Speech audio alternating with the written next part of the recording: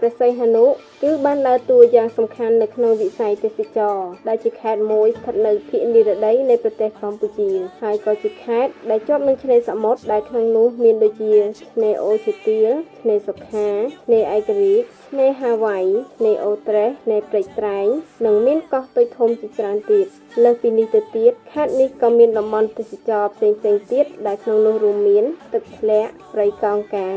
តំបន់ភ្នំនិងរមណីយដ្ឋានកែច្នៃមួយចំនួនទៀតខេត្តដូចនេះហើយទើបធ្វើឲ្យខេត្តមួយនេះក្លាយជាខេត្តដែលជាការចាប់អារម្មណ៍និងចូលមកកម្សាន្តលេងពីសំណាក់ភ្ញៀវទេសចរ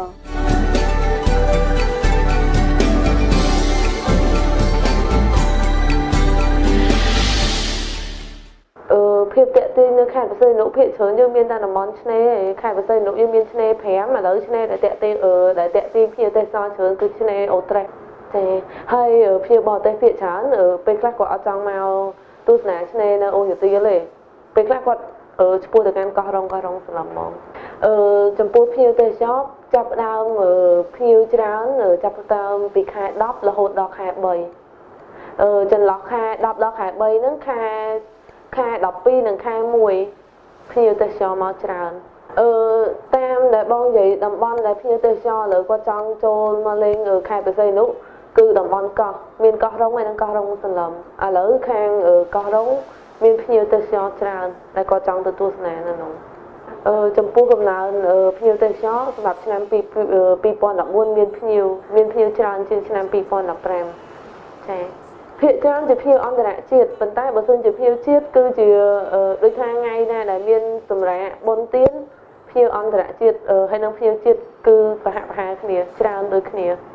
ចា It's an adventure a kingdom of wonder the dream of your life Cambodia កោះដែលយើងទៅលេងរាល់ថ្ងៃជាលក្ខណៈធួយើងទៅលេងខាងកោះតាគៀវកោះសីកោះរ៉ុងសឡឹមទៅឥឡូវហ្នឹងកោះដែលពេញនិយមជាងគេគឺយើងមានកោះតាគៀវកោះរ៉ុងសឡឹមហើយនិងកោះរ៉ុងតែលក្ខណៈកោះដែលគេចូលចិត្តទៅលេងច្រើនជាងគេគឺកោះរ៉ុងព្រោះកោះរ៉ុងវាមានពីរប្រភេទឆ្នេរកោះតូចភូមិកោះតូចជាឆ្នេរដែលភ្ញៀវបរទេសភ្ញៀវក្មេងៗចូលចិត្តទៅលេងទៅជប់លៀងទៅអ្នកភូមិមានអីចឹងណាវាមានចម្រុះមានទាំងអ្នកភូមិមានទាំងភ្ញៀវទេសចរហើយនៅខាងឆ្នេរ Long Beach ជាឆ្នេរវែងស្អាតចឹងហើយសម្រាប់អ្នកដែលចូលចិត្តស្ងប់ស្ងាត់គាត់ទៅខាងឆ្នេរ Long Beach ហើយជាពិសេសឆ្នេរ Long Beach ហ្នឹងវាមានពេលយប់មានប្លង់តុងយើងអាចមើលឃើញពន្លឺចេញពីតាមទឹកសមុទ្រចេញមកចឹងហើយគេអាចទៅលេងនៅនឹងបានហើយនៅឆ្នេរកោះតូចហ្នឹងគឺគេអាចដើរលេងក្នុងព្រៃជិះខ្សែរ៉កដើរមើលព្រៃមើលភូមិមើលសួនមេអំបៅអីចឹងណាមានសាលារៀនមានអីនៅហ្នឹងចឹងចាហើយមានឆ្នេរផ្សេងទៀតនៅកោះតូចហ្នឹងនៅកោះរ៉ុងហ្នឹងមានដូចជាភូមិកោះតូចភូមិព្រែកស្វាយនៅខាងភូមិមួយទៀតដែលគេហៅរំដួលឆ្នេររំដួលហ្នឹងក៏លក្ខណៈឆ្នេរស្អាតដែរតែពេញនិយមជាងគេគឺឆ្នេរភូមិសុកសានហើយនិងភូមិកោះតូចពេញនិយមជាងគេហ្នឹងនិយាយទៅពីមុនគឺភាគច្រើនជាភ្ញៀវបរទេសតែបច្ចុប្បន្នហ្នឹងគឺទាំងភ្ញៀវបរទេសទាំងភ្ញៀវខ្មែរគេដើរលេងច្រើនជាពិសេសសម្រាប់ថ្ងៃបុណ្យចូលសម្រាប់ហើយនៅថ្ងៃសៅរ៍អាទិត្យ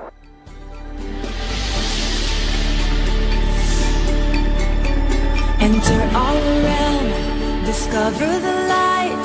a blessing of gold, enchanting its night. បាទចំពោះខេត្តបរសៃនុដូចយើងបានដឹងហើយខេត្តបរសៃនុគឺត្រូវបានរាជរដ្ឋាភិបាលចាត់ទុកជាតំបន់ពលទេសចរណ៍ដ៏សំខាន់មួយនៅក្នុងចំណោមពលទេសចរណ៍សំខាន់ៗទាំង4នៅក្នុងរាជាណាចក្រកម្ពុជាក្នុងនោះរួមមានតំបន់សៀមរាបភ្នំពេញភូមិភាគឦសាននិងតំបន់ឆ្នេរសមុទ្រនេះ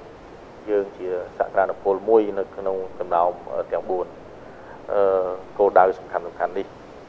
ហើយខេត្តបរសៃនុយើងដឹងហើយជាសក្តានុពលទេសចរបែបធម្មជាតិនិងវប្បធម៌នៅក្នុងនោះយើងមានឆ្នេរសមុទ្រដ៏ស្រស់ស្អាតមានឆ្នេរខ្សាច់ពណ៌សទឹកសមុទ្រ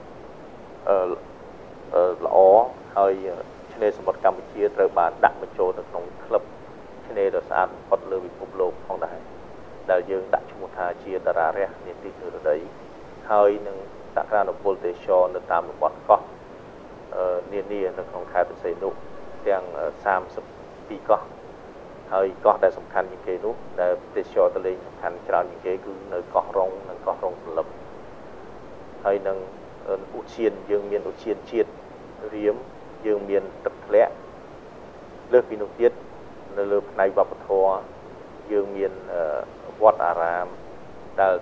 អាចធ្វើជាទេសចរបែបសាសនាបានអញ្ចឹង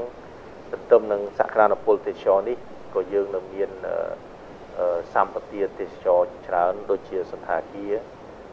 ផ្ទះសំណាក់ភោជនីយដ្ឋានអាហារដ្ឋានមណ្ឌលកំសាន្តទេសចរជាច្រើនទៅទៀតដើម្បីធ្វើយ៉ាងទាក់ទាញនៅភ្ញៀវទេសចរមកកំសាន្តខេត្តបរសៃនុលើសពីនេះទៅទៀតខេត្តបរសៃនុគឺជាពូលដ៏សំខាន់មួយនៅក្នុងសំណោមខេត្តនៅតំបន់ឆ្នេរទាំង4នេះរួមមានកោះកុងកំពតកែបនិងបរសៃនុនេះគឺខេត្តបរសៃនុយើងមានហេដ្ឋារចនាសម្ព័ន្ធល្អជាងគេគឺយើងមានផ្លូវគោកផ្លូវដែកផ្លូវទឹកនិងផ្លូវអាកាសយើងមានពលានយន្តហោះអន្តរជាតិរៀមយើងមានកំពង់ផែអន្តរជាតិផងដែរអញ្ចឹងផ្អែកទៅលើសក្តានុពលនេះហើយដែលអាចធ្វើឲ្យយើងមានការតាក់ទាញភ្ញៀវទេសចរមកលេងខេត្តបរសៃនុនេះបានច្រើនហើយជាងនេះទៅទៀតពលានយន្តហោះអន្តរជាតិរៀមគឺយើងបានទទួលនឹងការហោះហើរពីខេត្តបរសៃនុមកកាន់ទៅកាន់ខេត្តសៀមរាបនិងទៅកាន់ភ្នំពេញហើយនឹងមានការហោះហើរពី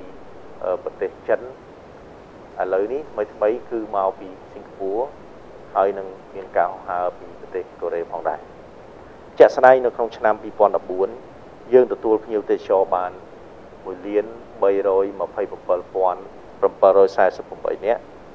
កើន 28.41% បើធៀបនឹងឆ្នាំ2013ក្នុងនោះភ្ញៀវជាតិគឺមានចំនួន 969,109 នាក់កើន 31.46% ធៀបនឹងឆ្នាំ2013ភ្ញៀវអន្តរជាតិគឺមានចំនួន 358,639 នាក់កើន 18.62% បើយើងសរុបជាសញ្ជាតិគឺមាន140សញ្ជាតិហើយចំពោះនាវានៅក្នុងឆ្នាំ2014មានចំនួន30នាវាដែលមានភ្ញៀវទេសចរសរុបប្រមាណ 21,292 នាក់ហើយយន្តហោះយើងទទួលបាននៅឆ្នាំ2014គឺ463ជើងដែលទទួលភ្ញៀវបានប្រមាណ 25,227 នាក់បាទភ្ញៀវដែលមកច្រើនជាងគេនៅក្នុងខេត្តបរសៃនុក្នុងឆ្នាំ2014គឺនៅក្នុងគោលដៅទេសចរទាំង10គឺមានភ្ញៀវរុស្ស៊ីទី1ទី2ចិនទី3បារាំងទី4វៀតណាមទី5អង់គ្លេសទី6អាមេរិកទី7អូស្ត្រាលីទី8កាណាដាទី9កូរ៉េខាងត្បូងទី10អ៊ីតាលីចំពោះស្ថិតិ3ខែដើមឆ្នាំ2015នេះយើងទទួលភ្ញៀវទេសចរសរុបគឺចំនួន 533,830 នាក់កើនឡើង 19.95% យើងអាចនិយាយថា 20% បើធៀបនឹងឆមាសទី1ឆ្នាំ2014ក្នុងនោះភ្ញៀវជាតិមាន 406,909 នាក់និងភ្ញៀវអន្តរជាតិមានចំនួន 127,221 នាក់ហើយភ្ញៀវដែលមកកាន់នៅក្នុងត្រីមាសទី1នេះគឺជនជាតិចិនដែលជាប់លំដាប់ទី1នៅក្នុងចំណោម Top 10ទាំងអស់បាទអញ្ចឹងយើងឃើញថាដោយផ្អែកលើសក្តានុពលនេះយើងបានកំណត់នៅទិសដៅនៃការអភិវឌ្ឍវិស័យទេសចរបានច្រើនតាមគោលការណ៍របស់រាជរដ្ឋាភិបាលក៏ដូចជាផែនការអភិវឌ្ឍវិស័យទេសចររបស់ក្រសួងទេសចរយើងមានគោលដៅក្នុងការបង្កើនផលិតផលទេសចរថ្មីការបង្កើននូវគុណភាពសេវាការបង្កើននូវធនធានមនុស្សណាអ្វីទាំងអស់នេះគឺយើងអាចធ្វើម៉េចជំរុញការវិនិយោគ ឲ្យមកវិនិយោគនៅក្នុងខេត្តព្រះសីហនុយើងបានច្រើនដើម្បីធ្វើការទាក់ទាញភ្ញៀវទេសចរក៏ដូចជាអ្នកវិនិយោគឲ្យមកកំសាន្តក៏ដោយវិនិយោគនៅក្នុងខេត្តព្រះសីហនុបានកាន់តែច្រើនថែមទៀតបាទនេះយើងមានប៉ុណ្ណឹងចំពោះទេសចរខេត្តព្រះសីហនុរបស់យើងបាទ Follow the lake where dolphins sleep. Wander a forest so ancient and deep. It's an adventure. ដោយសារតែមានកំណើនភ្ញៀវទេសចរចូលមកកាន់ខេត្តព្រះសីហនុកាន់តែច្រើនទើបធ្វើឲ្យមានការរីកដុះដាលនៃផ្ទះសំណាក់សន្តាគារ Bungalow និងភោជនីយដ្ឋានតូចធំជាច្រើនកន្លែងទៀតនៅក្នុងក្រុងព្រះសីហនុដើម្បីបំពេញតម្រូវការរបស់ភ្ញៀវទេសចរ Dream of your life, just cross the border.